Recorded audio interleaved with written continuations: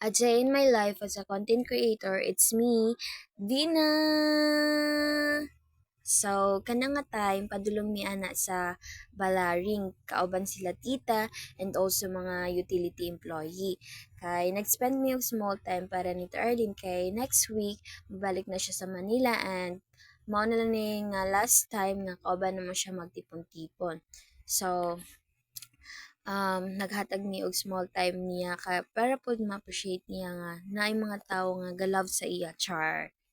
So ayan, gasakay pa mi ana og tricycle, and shout out kay Tito Boy, siya among gisakyan. So naabot nami si Jana, si Tajema. So mao din nga place amo ang rent nga cottage. So kadto lang kamo sa may Julie's. Nice jud kayo ang place, guys. Peaceful kayo ang hangin. So affordable pa jud kay kung mabay ka sa ilang mga foods, free ra jud ang cottage. So yan, si Joanna, si Tajian, and also si Tita nga gwapa. And also si Jana nga kulit. Nice jud siya, guys, kay dako kayog hawan. Ayan, sulod ra kay ni tanan kay medyo ubay-ubay pod ni nga nagtipon-tipon. So ayan, ayan padulong ko nagawa sa cottage na mo ang rentahan kay magpa-show-show sa tapag may time. So ayan, pagawas na ko ana sa cottage. Kauban ako si Jana. And itong ara sa akong loyo si si Grace, asawa ni Tito Rex. So ayan, 'di ba? Nice no? Ayan, picture pag may time. So naglakaw dahil may napadulong sa may unahan sa mo ang girintahan sa may seawall kay mag-picture mi dito. Magpa-show miss amo ang kagwapa. Ka mga pilingon na mo eh. So ayan, ang kauban nako si nang Eva kag si Tarawena. Ayan, naglakaw mi ana padulong pa. Medyo layo-layo jud among gilakwan ana. Ayan si Joanna, oh, di ba?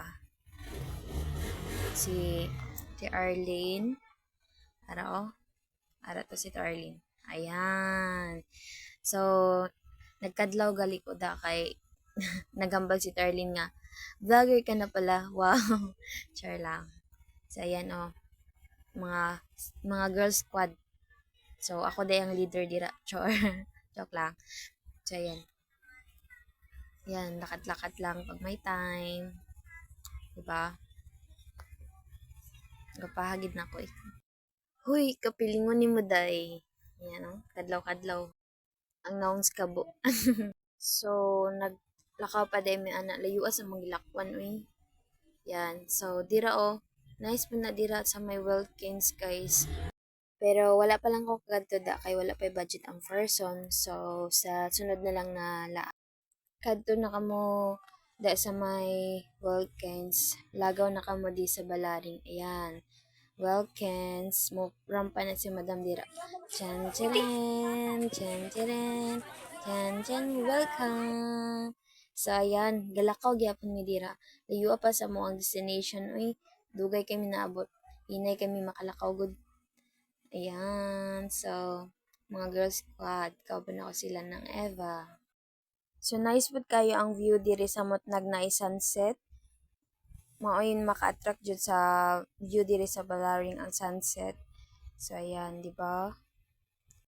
Pero pag ara na mo wala na sunset kay gabi na. Yan. So padulong na mi balik ana sa amo ang girentahan nga cottage yan. For the lakaw ang person. So nabot na mi. Yan si Erlin. So ga open forum gari mi dira. Yan, di ba? Grabe jud ang kalipay ni Arlen dira nga time, guys. Makita jud sa iyang face kung unsa siya ka malipayon nga kauban ni nga gatipon-tipon kana nga time. Og naa siya thoughts one of us kung unsa ang iyang nakita kanamo as a employee. So ayan si Tajian for the cry ang person. So ayan, no, tears of joy.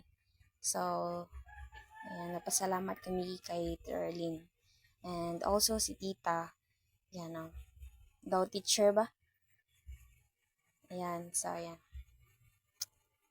Ang grabe, no? Grabe kaya ang pasalamat kay Terry.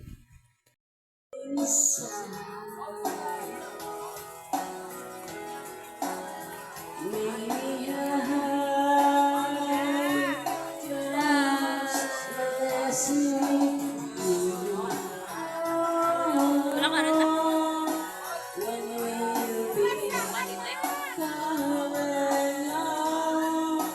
Can you hear me sing falling away?